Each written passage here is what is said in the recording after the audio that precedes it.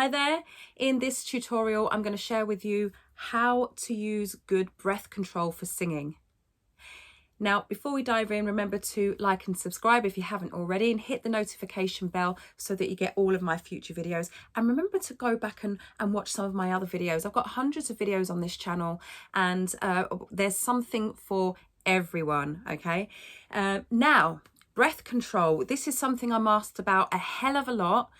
And it's something that not all voice coaches actually think is important or teach.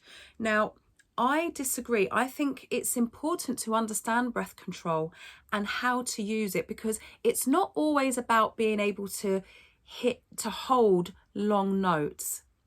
Breath control allows you to do lots of different things. It allows you to access different parts of your voice.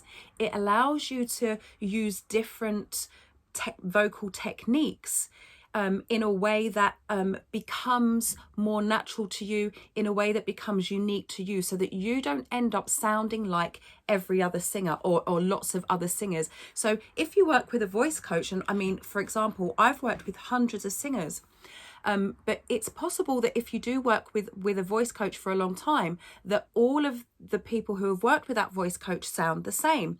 I've heard it, I've experienced it.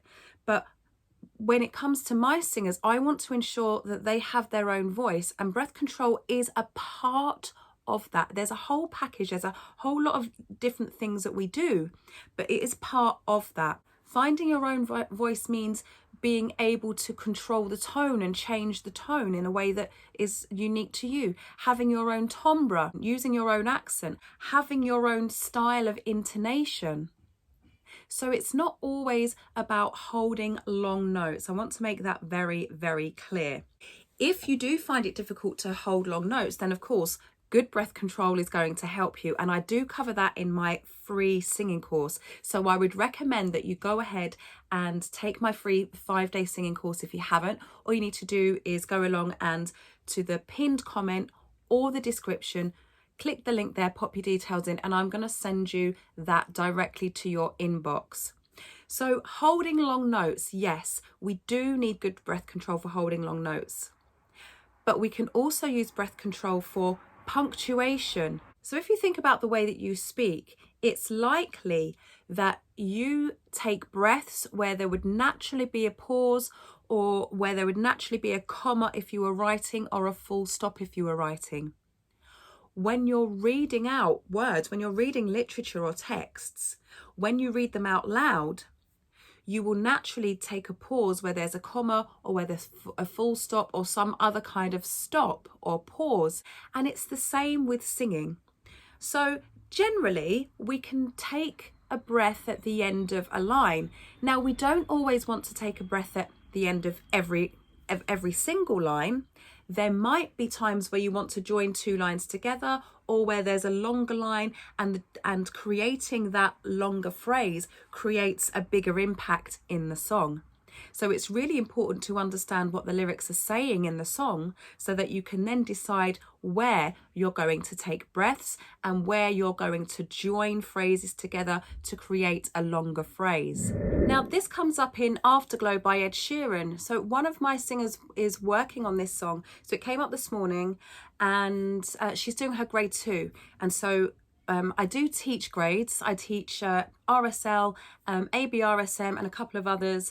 So if you are interested in doing your grades, then do get in contact with me, and we can talk about how we can work together. But in Afterglow, we have 2 lines that are sung separately, and then there's a longer line. So this is in the chorus, and then there's a longer line that can be sung as one phrase, or can be split into 2 phrases. So this is what we were working on today. So we've got, we were love drunk, waiting on a miracle, trying to find ourselves in the winter snow, so alone in love like the world had disappeared. Or that third line, we can, so alone in love like the world had disappeared, we can split into 2 phrases. So we could sing, so alone in love like the world had disappeared. What we don't want is, so alone in love like the world had disappeared. disappeared. It sounds really bad when we take a breath in the middle of a word. There are some singers who do this occasionally. I wouldn't recommend getting into the habit of it. It just sounds really amateurish. So we really want to take the song line by line, understand the lyrics, understand the impact that we want to make, and then decide where we're going to take the breaths. Now, I did say at the top of the video that we can also use breath control to navigate different techniques. Now, where this comes into play is when we go into mixed voice singing, when we go into twang, and when we go into belting. So for mixed voice singing, it's really quite a neutral type of breath. You don't really have to think about it. When we are using the twang technique, we want to use slightly less air. And so that means then that we're not forcing the sound, that we're not pushing the sound and straining our voices. And the same is true for belting. We don't ever want to force that air through. And so good breath control when it comes to these techniques really helps us to focus the sound, to create more clarity, and to keep our voices safe, so we're not pushing that air through the vocal cords. Okay, so let's say that those are the vocal cords, right? Pushing the air through. We don't want to force it through. We want it to come through consistently, but we don't want to force it, and we don't want too little air. So that's where understanding how you breathe in these techniques comes into play. So I will give you a quick exercise that you can adapt and use anywhere. Now, we can also use breath control to create different dynamics. So we use more air the louder we sing. If we turn up the volume, I have said in other videos that we can't actually turn up the volume. We can't, but when we use our breath, when we use more air coming through, then the volume tends to increase. And when we use less air, the volume tends to decrease. That's how we can control the volume of our voices. So in this exercise, we're going to use breath control to play around with the dynamics of our voices. So when we increase the volume, we're going to use more air. And when we decrease the volume, we're going to use less air.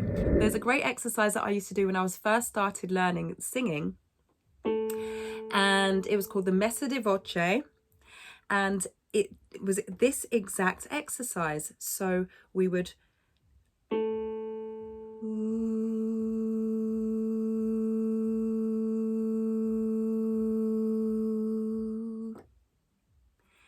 then decrease,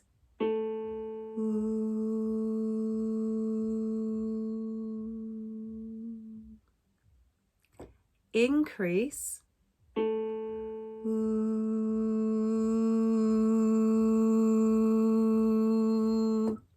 and then we would start really quietly and get loud, a crescendo, and then we would start loudly and get quieter, decrescendo.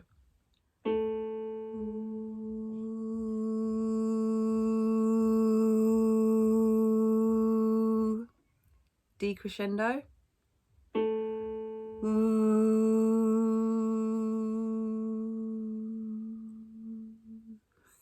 So I'm definitely going to go away and practice that because my voice was really got quite wobbly there. Just goes to show that we're not all perfect, okay? And I definitely need to take more of my own advice. If you do want to learn more about breath control and you haven't yet taken my free 5-day course, I definitely recommend that you go away and do that. So just click the link in the pinned comment or in the description, pop your details in there. I'm going to send that directly to you. I hope this has helped. I will see you very, very soon. I'll see you in the next video. Stay hydrated. Ciao.